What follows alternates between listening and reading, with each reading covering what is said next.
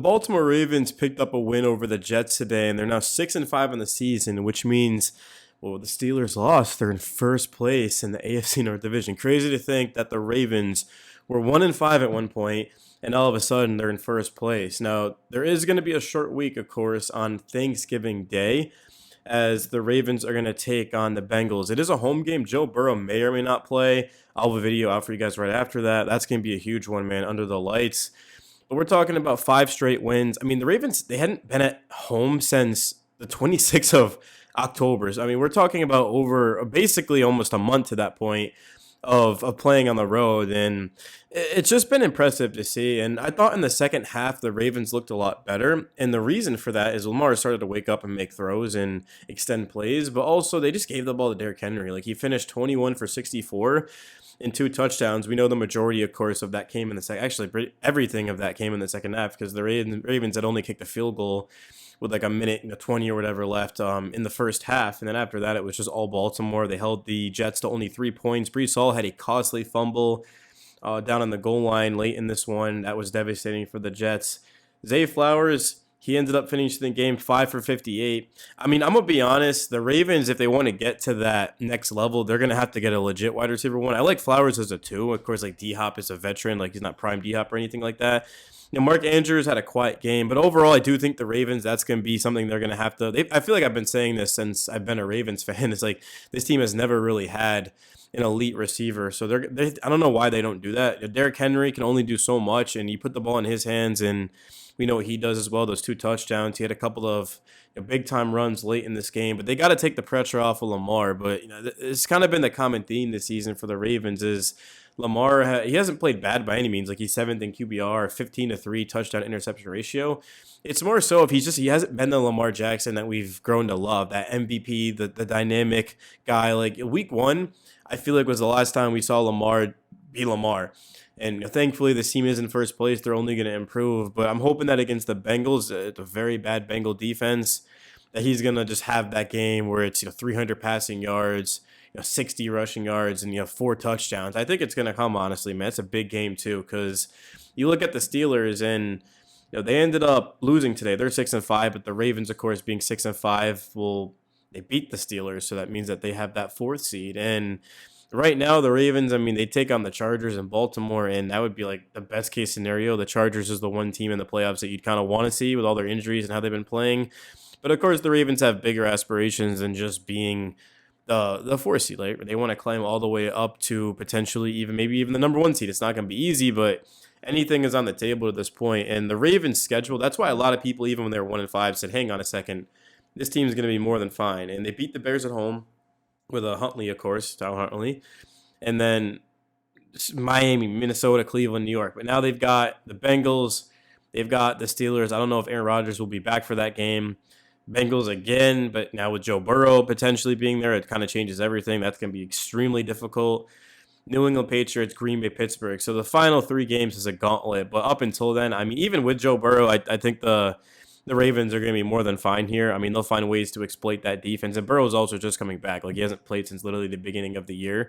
So getting him on Thanksgiving under the lights against a Ravens team that's cruising defensively, I like my odds in that game. And even though the offense didn't blow us away by any means, I mean, you do have to give credit to the defense. You're going up against a backup quarterback, technically. Garrett Wilson's out of the game. I get that. I know people are going to comment that. But at the end of the day, the Ravens, they could only play who's in front of them, and they ended up holding the Jets to 222 passing, which isn't a lot by any means, but compared to what Justin Fields has been doing, that seems like a big number. That's why I kind of hesitated there. Touchdown, of course, that was early on in this game. The Jets had a big-time drive, and then the interception, which was the final play of the game. And then Brees Hall, 44 rushing yards. Kind of crazy because Brees had a 40-yard reception, but in terms of rushing, I mean, he was under 3 yards per carry, and he lost that fumble. So the Jets did a good job of just overall. They got to Tyrod Taylor 3 times. I felt like they had more than 3 sacks. I mean, they were in his face the entire game, and Taylor gets rid of it so quickly, 2.5 seconds or less. So that's probably why it was only 3 sacks. And A.D. Mitchell had a couple of catches. John Mechie was the one that had that touchdown catch. I mean, there were some big-time plays, but relatively speaking, the Ravens kept everything in front of them, and it wasn't a super impressive game, but like compared to what the Ravens have been doing earlier compared to now, like there's hope. There's a chance.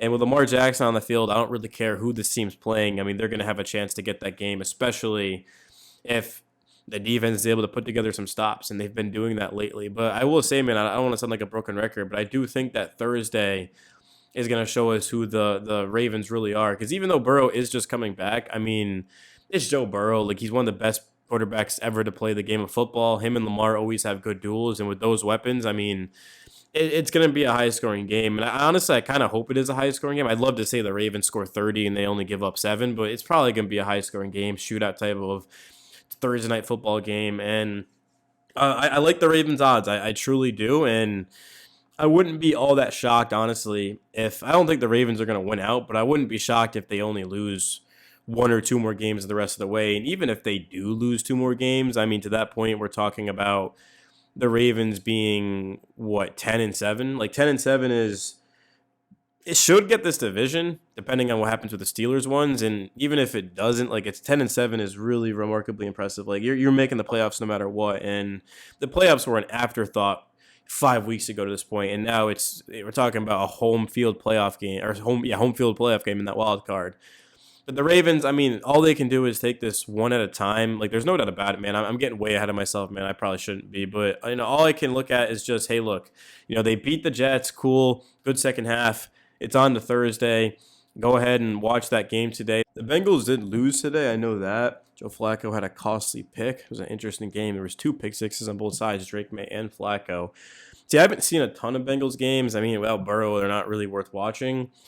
But they have a lot of struggles. I mean, they're currently 3-8 on the season, and the Ravens defense is definitely going to be able to come after the Bengals. I mean, I feel like they've never had a good offensive line at this point, and even though they've got the skill position players, if you don't have time to get it into their hands, it don't matter. If you don't have a run game, it doesn't matter, right? So if I learned anything from this Ravens game today, it's that the more they give the ball to Derrick Henry, the better they are. Thought Lamar had a good second half. He kind of woke up and came to life. And the defensive pass rush was awesome. The secondary was also awesome, man.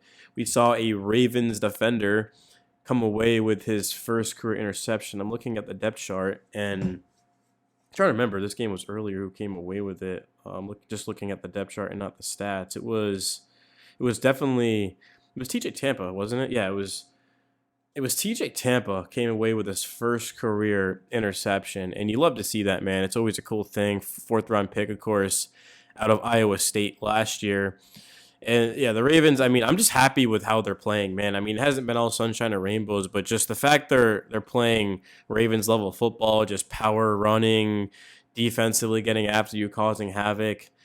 But all that can go out the window Thursday, right? You've built this momentum. Now you have to go up against an elite quarterback. And the thing is, I don't even know Burrow's playing. Like, I'm kind of just talking out of my ass. I heard a report like a couple weeks ago that he was aiming for that day. But let's see the latest on Joe Burrow. Burrow won't be activated versus Pats. No surprise there. So let's hope he's not activated against the Ravens. Like, Burrow can come back for the second game, but I'd love to see the Ravens just get Joe Flacco on Thursday and then have the Steelers game, and then even if they have to go to Cincy and take on Burrow. But these next 2 games are critical, man. Keep the momentum going, and then, again, having won 6 straight, hopefully, against the Steelers at home, too. Like, the last game of the year is at Pittsburgh, but to that point, it might not even really matter. Like, the Ravens, I mean, who knows? Maybe they'll have to win that to do this and that, but more than likely, they're probably not even going to need that game, and they're going to rest everyone. So that's why getting this game is kind of crucial. And, yeah, that best-case scenario would be just to win out the rest of the way, and to that point, we're talking about the Ravens being 12-5 is crazy to think about. I don't think they're going to 12-5. No, this is not a 12-5 football. This is more of a this feels like even to say 11-6. It's just not. It doesn't feel like that at all. Like starting 1-5, you're supposed to be doomed. The way they're playing, I mean, yeah, it kind of feels like a 10-7 team. They'll probably finish 10-7. But, hey, man, I'd be lying if I said that I have less faith in this Ravens team than last year's. There was something about, like, even the past couple of seasons, it's like whenever everyone picks the Ravens and expects them to win, they lose. So it's like now I have really little faith in the Ravens, but it's like they're probably going to win the Super Bowl. So I'll take it to that point. But if the defense can keep playing like this, they're going to have a chance any single Sunday. But that second half, Lamar needs to show up, man. He started off like 1 for 5. I think there was a pass interference, so it was like 1 for 4. But it was just I didn't even know. I couldn't even recognize Lamar, bro. So he's got to get off to better starts because there's no reason that the Jets should have had it was only their second time all season leading in halftime, and thankfully like it didn't amount to much. But yeah, a slow start, man. Like cannot get off to a slow start, even with Joe Flacco. Like,